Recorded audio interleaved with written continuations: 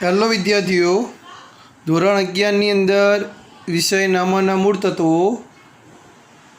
પ્રકરણ નંબર 7 ખાસ આમનોંધ, એની અંદર આજે આપણે નવો ટોપિક આખર નોંધ એટલે શું એના વિશે ચર્ચા કરીએ.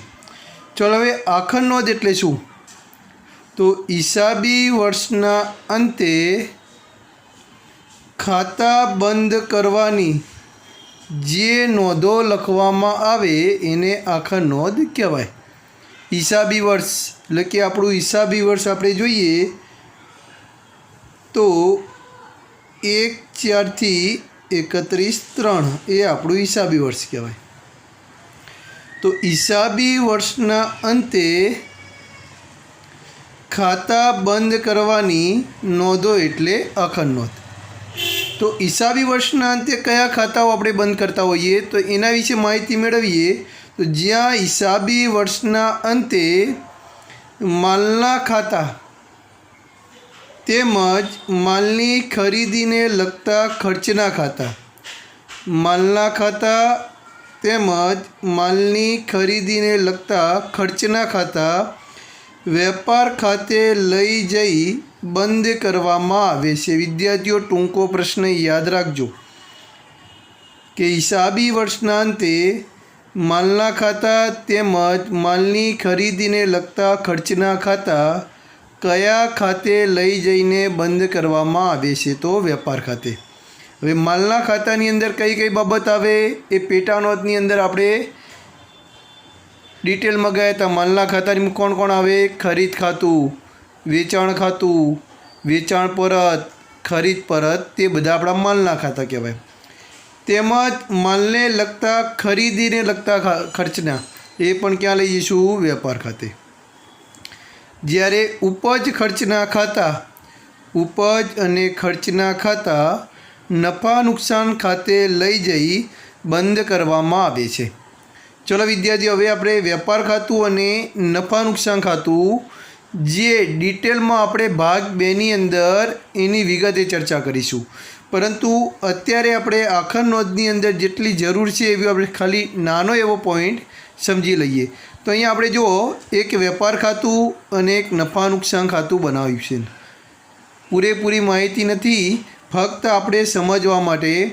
તો વેપાર ખાતું અને નફા નુકસાન ખાતું જ્યાં ઉધાર બાજુ અને જમા બાજુ, નફા નુકસાન ખાતાની ઉધાર બાજુ અને જમા બાજુ. હવે આપણે એમ કહીએ કે ખરીદીની ઉધાર બાકી હોય એટલે કે ખરીદી શું હોય? ઉધાર, તો ઉધાર બાજુ લખી. વેચાણ પરત શું હોય? ઉધાર હોય. પછી આવક, માલગાડા, ભાડું એ ખરીદીને લગતા ખર્ચ છે, તેથી ક્યાં આવે? વેપાર ખાતે. એ જ રીતે વેચાણની જમા બાકી હોય એટલે કે જમા બાજુ લખાય. ખરીદ પરતની પણ જમા બાકી હોય તો ખરીદ પરત પણ ક્યાં લખાય? જમા બાજુ. આ ખાલી નાની એવી માહિતી છે વિદ્યાર્થીઓ. ડિટેલમાં આપણે ભાગ 2ની અંદર જઈશું. વેપાર ખાતાની અંદર કયા અન્ય ખર્ચાઓનો પણ સમાવેશ થાય. અત્યારે આપણે ફક્ત જરૂરિયાત છે એટલી ખરીદી ઉધાર હોય, વેચાણ પરત ઉધાર હોય, આવક માલગાડા ભાડું ઉધાર હોય, વેચાણ જમા હોય, ખરીદ પરત જમા હોય. તો આ 4 જે માહિતી આપી એ માલના ખાતા છે, જ્યારે આ માલની ખરીદીને લગતો ખર્ચ છે. તે જ પ્રમાણે નફા નુકસાન ખાતે ઉપજ ખર્ચના ખાતા. હવે ઉપજ અને ખર્ચ, હવે ખર્ચાઓ અને આવકો, ખર્ચાઓ ઉધાર બાજુ જ્યારે આવકો જમા બાજુ લખાય. હવે ખર્ચની અંદર જોઈએ તો પગાર, જાહેરાત ખર્ચ, વટાવ, આ બધા આપણા ખર્ચા કહેવાય, ધંધાને લગતા ખર્ચાઓ. જ્યારે ડિવિડન્ડ, મળેલ વ્યાજ, ગાલખાત પરત, આ ફક્ત આપણે બેજ માટે સમજવા માટે. જે આવકો હોય એ બધી ક્યાં લખીશું? નફા નુકસાન ખાતાની જમા બાજુ. એટલે કે ખર્ચાઓ તમામ નફા નુકસાન ખાતે, આવકો બધી જમા બાજુ. એક્ઝામ્પલ તરીકે હવે કહીએ, ખરીદીનું ખાતું બંધ કરીને વેપાર ખાતે લઈ જવું હોય તો ખરીદીની ખાતું બંધ કરવા માટેની આમનો શું થાય? તો એના માટે ખાલી એક સમજીએ. ઉદાહરણ તરીકે ખરીદ ખાતું. તો વિદ્યાર્થીઓ, ખરીદ ખાતું કઈ બાજુ લખ્યું છે? વેપાર ખાતાની ઉધાર બાજુ, તો વેપાર ખાતે ઉધાર કરવાનું અને ખરીદ ખાતું શું કરવાનું? જમા કરવાનું. અહીંયા ફરીથી વિદ્યાર્થીઓ જે ખાતું બાકી હોય એ ખાતું ખરીદી ઉધાર બાજુ લખી તો વેપાર ખાતું ઉધાર કરવાનું. વેચાણ જમા લખ્યું તો વેપાર ખાતું જમા કરવાનું. જે બાજુ માહિતી લખવામાં આવી છે એ ખાતે અસર આપવાની અને જેની માહિતી આપણે રજૂ કરવી છે એ ખાતું શું કરવાનું? એની વિરુદ્ધ અસર આપવાની.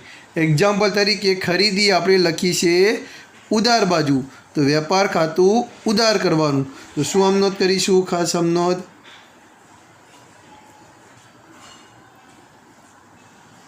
વેપાર ખાતે ઉધાર તે ખરીદ ખાતે જમા. અને બાબતે શું લખીશું? બાબતે શું લખીશું? બાજે ખરીદીનું ખાતું બંધ કરી વેપાર ખાતે લઈ ગયા. દરેકની અંદર જે ખાતે આપણે લઈ ગયા હોય એના ખાતે લખવાનું. વેચાણ હોય તો લખવાનું વેચાણનું ખાતું બંધ કરી વેપાર ખાતે લઈ ગયા. પગાર હોય તો પગાર ખાતું ક્યાં જાય? નફા નુકસાન ખાતે. તો શું લખવાનું? પગારનું ખાતું બંધ કરી નફા નુકસાન ખાતે લઈ ગયા. ચલો આપણે જોઈએ દાખલા નંબર 9. દાખલા નંબર 9. ચલો વિદ્યાર્થીઓ દાખલા નંબર 9. શ્રી ખાલી જગ્યાની ખાસ આમ નોંધ. હવે પહેલી માહિતી આપી છે વ્યાજ ખર્ચ ખાતું 1000 રૂપિયા. હવે વ્યાજ ખર્ચ કીધો. હવે ખર્ચનું ખાતું ક્યાં લઈ જવાય? તો ખર્ચનું ખાતું નફા નુકસાન ખાતે લઈ જવાય. તો કઈ બાજુ લઈ જવાય? નફા નુકસાન ખાતાની ઉધાર બાજુ. તો નફા નુકસાન ખાતું ઉધાર કરવાનું અને વ્યાજનું ખાતું જમા કરવાનું. તો આપણી આમનો શું થશે? ખાસ આમનો તો નફા નુકસાન ખાતે ઉધાર તે વ્યાજ ખર્ચ ખાતે જમા. અને બાબતે શું લખાશે?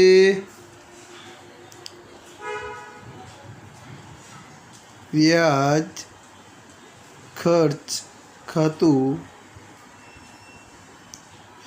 બંધ કરી ક્યાં લઈ ગયા? નફા નુકસાન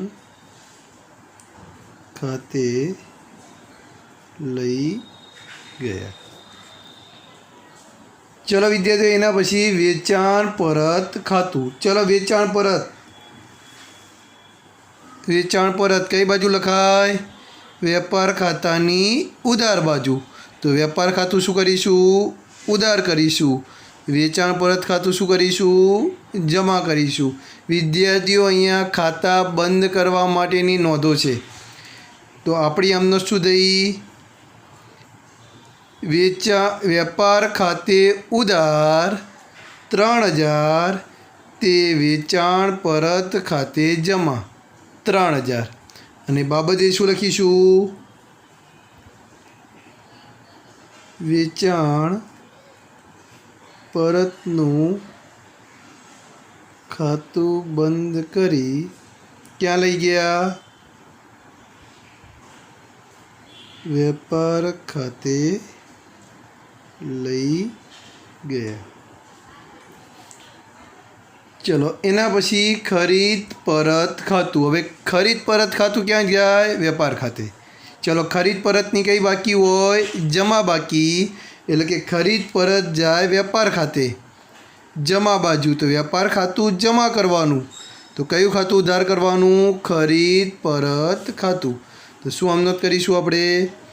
ખરીદ પરત ખાતે ઉધાર તે વેપાર ખાતે જમા. અને બાબતે જે લખીશું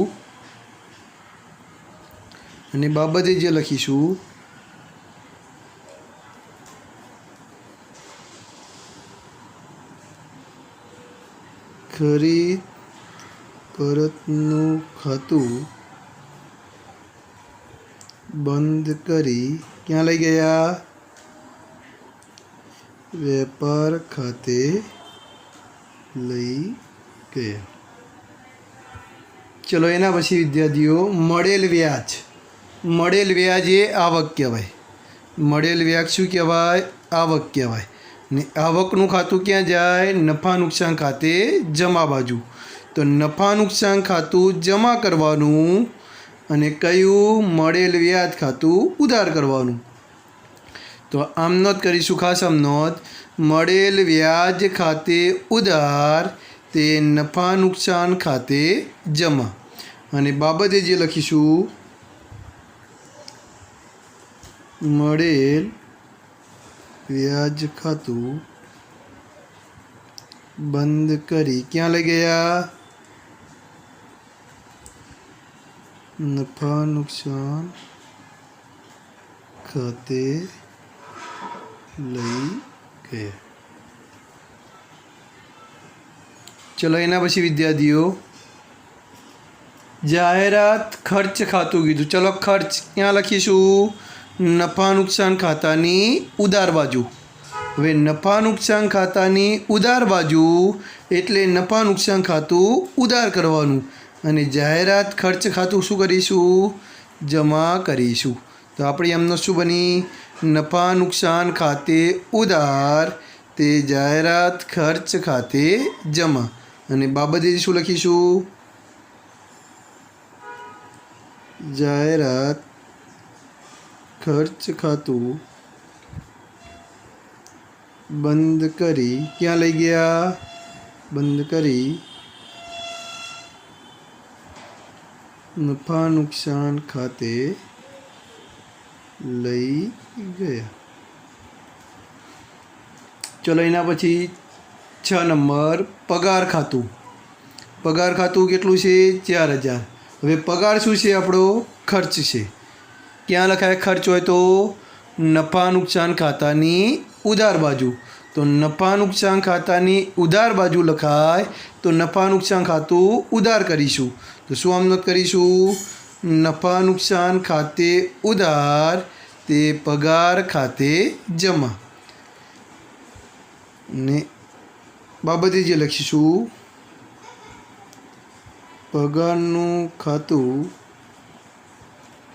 બંધ કરી ક્યાં લઈ ગયા? નફા નુકસાન ખાતે લઈ ગયા. હવે બાબતે જે લખતા તમને આવડી જવી જોઈએ.